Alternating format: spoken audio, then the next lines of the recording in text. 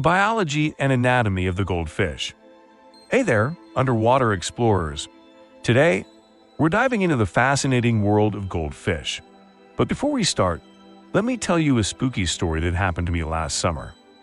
I was snorkeling in a lake, admiring the colorful fish swimming around me. Suddenly, I saw something that made my heart skip a beat. A giant goldfish as big as a car appeared out of nowhere. Its huge, bulging eyes stared right at me, and its mouth opened wide, revealing rows of shark teeth. I screamed underwater, sending bubbles everywhere. Just as the monster goldfish was about to swallow me whole, I woke up. It was all a dream, but boy, was it scary. Now, don't worry, real goldfish aren't that big or scary. In fact, they're pretty cool little creatures with some amazing features. So, let's swim into the world of goldfish and discover what makes them so special. Anatomy and physiology of the goldfish body. Goldfish are like tiny underwater acrobats. Their bodies are built for life in the water, just like many other fish. But did you know that goldfish have some special features that make them unique? First, let's talk about their eyes. Goldfish have big round eyes that can see in almost all directions. Imagine if you could see behind you without turning your head. That would be pretty awesome, right? But here's the cool part. Goldfish can see colors that we humans can't even imagine. Scientists have found that goldfish can see ultraviolet light, which is invisible to us. It's like they have supervision. Now let's move on to their fins. Goldfish have several fins that help them swim and stay balanced in the water. They have a tail fin called the caudal fin, which acts like a propeller to push them forward. They also have pectoral fins on their sides, which work kind of like our arms, helping them steer and stop. On their back, they have a dorsal fin that keeps them stable, like a keel on a boat. But here's where it gets really interesting. Unlike humans who have lungs to breathe air, goldfish have gills. These gills are like special filters that take oxygen out of the water. It's as if they're drinking their air. And get this, goldfish can actually breathe through their skin too. This is called cutaneous respiration, and it's something they share with amphibians like frogs.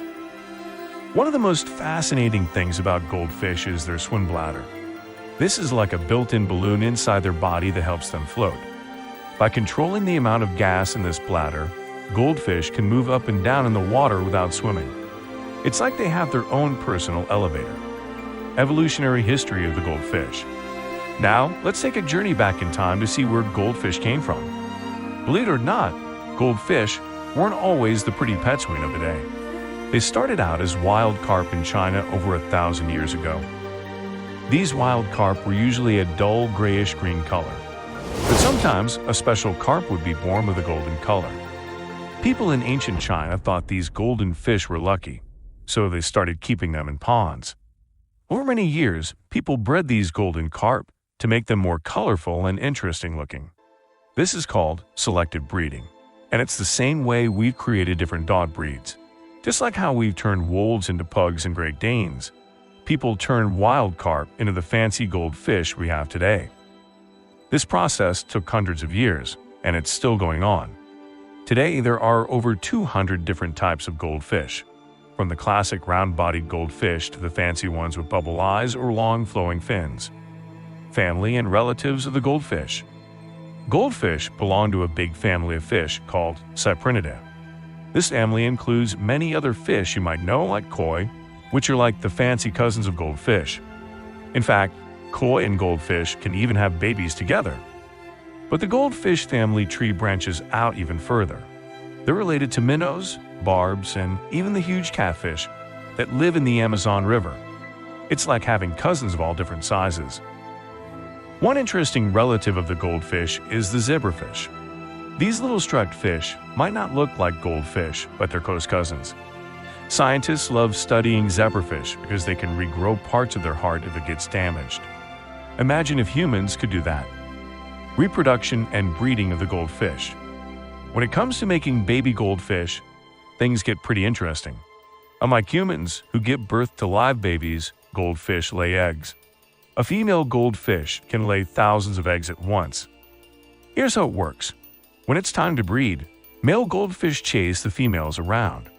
They bump into her to encourage her to release her eggs. Once she does, the male releases something called nilt, which fertilizes the eggs. It's like an underwater dance party.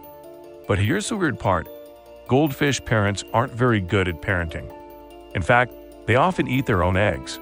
In the wild, this helps control the goldfish population.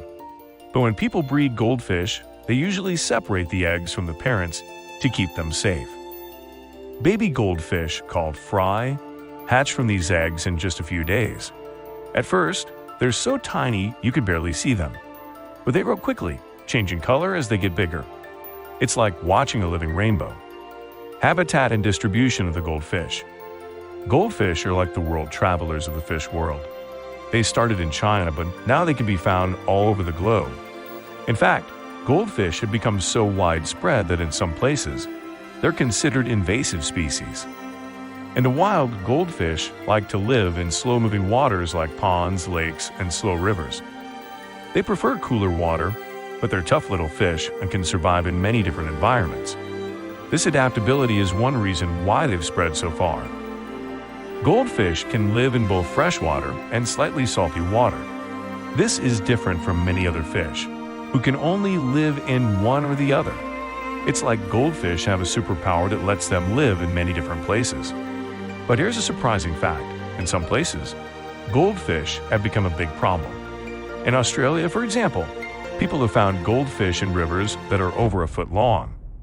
These big goldfish can harm the local ecosystem by eating too much and stirring up the river bottom. It just goes to show that even small pets can have a big impact on nature if they're not cared for properly. Feeding and hunting of the goldfish. Now let's talk about goldfish food. In the wild, goldfish are like underwater vacuum cleaners. They'll eat just about anything they can find, from tiny water plants to insects, and even small fish. Goldfish have a special way of eating that's different from many other animals. They don't have stomachs. Instead, their intestines do the job of digesting food. This means they need to eat small amounts often, rather than big meals like we do.